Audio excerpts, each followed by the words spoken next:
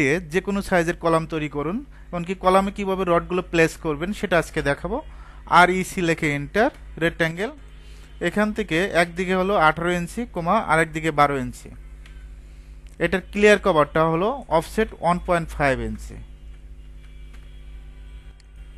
এটা এক্সপ্লোড করব, মানে ভেঙে ফেলবো। একটা অবজেক্ট সিলেক্ট করে এক্স লিখে এন্টার, আলাদা আলাদা অবজেক্ট হয়ে যাবে। এখন আমরা ডিভাইডেড করব, ডিআইভি লিখে এন্টার, এই লাইনে ক্লিক করবেন, 3 লিখে এন্টার, কি লিখে এন্টার 3।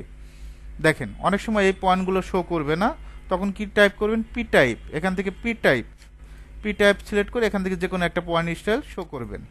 তারপরে আমরা ডিও লিখে এন্টার, 0 লিখে এন্টার, 1 লিখে এন্টার, জাস্ট এই কর্নারে একটা বসাবো।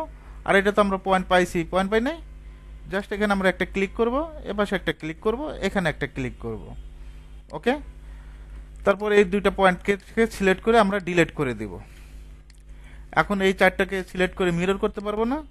মিরর তো আমরা জানি, এমআই লিখে এন্টার, কি লিখে এন্টার, এমআই লিখে এন্টার, এটার মিড পয়েন্ট ধরবেন, অটোমেটিকভাবে অপোজিট পাশে বসে যাবে।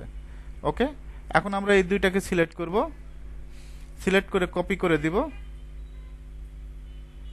সিপি লিখে এন্টার, কি লিখে এন্টার, সিপি। এখান থেকে সুন্দরভাবে মিড পয়েন্ট ধরে কপি করে দিবেন, মিড পয়েন্ট ধরে সুন্দরভাবে কপি করে দিবেন। তারপর আর ইসি রেক্ট্যাঙ্গেল, এই পয়েন্ট থেকে আবার দেখাচ্ছি, আর ইসি লিখে এন্টার, জুম করে একটু কাজ করবেন, ওই পয়েন্ট থেকে সুন্দরভাবে এই পয়েন্টে ক্লিক করবেন।